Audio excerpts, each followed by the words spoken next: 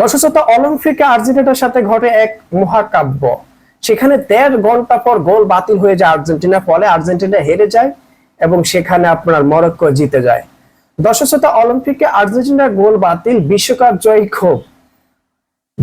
জয়ী তারকাদের ক্ষোভ যেন দেখার কেউ নেই।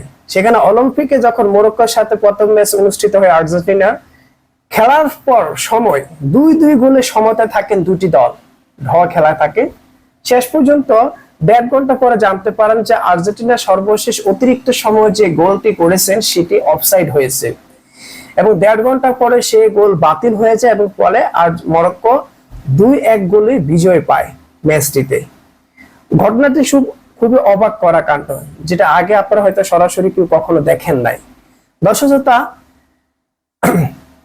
ফুটবল ইতিহাসে ম্যাচ শেষে 1.5 ঘন্টা পর গোল বাতিলের শিকার হলো আর্জেন্টিনা দল, যার ফলে অলিম্পিক ফুটবলে গ্রুপ পর্বে নিজেদের প্রথম ম্যাচে 2-1 গোলের মরক্কোর কাছে হেরে বসেছে আর্জেন্টিনা। অথচ এই ম্যাচে নির্ধারিত সময় 2-2 গোলে পিছিয়ে থাকার পর যোগ করার সময় সমতা সূচক গোল পায় আর্জেন্টিনা।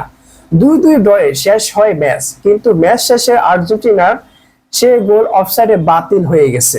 যদিও খেলা 3 মিনিট বাকি ছিল, কোনো এক কারণে অরাজকতার কারণে মাঠের ভিতর প্রায় খেলা 1.5 ঘন্টার জন্য বন্ধ থাকে এবং সেই 1.5 ঘন্টার সময় আর্জেন্টিনা 2-2 সমতা ফেরা গোল মরক্কো জিতে যায়। পরবর্তীতে সে 3 মিনিটে খেলার মাঠের নামলে পর আর্জেন্টিনার আর গোল করতে পারে নাই, ফলে অলিম্পিকে 2-1 গোলে বিজয় পায় মরক্কো, যেটা আসলে অবাক কাণ্ড লেগেছে যে গোল বাতিল হয়েছে 1.5 ঘন্টা পরে।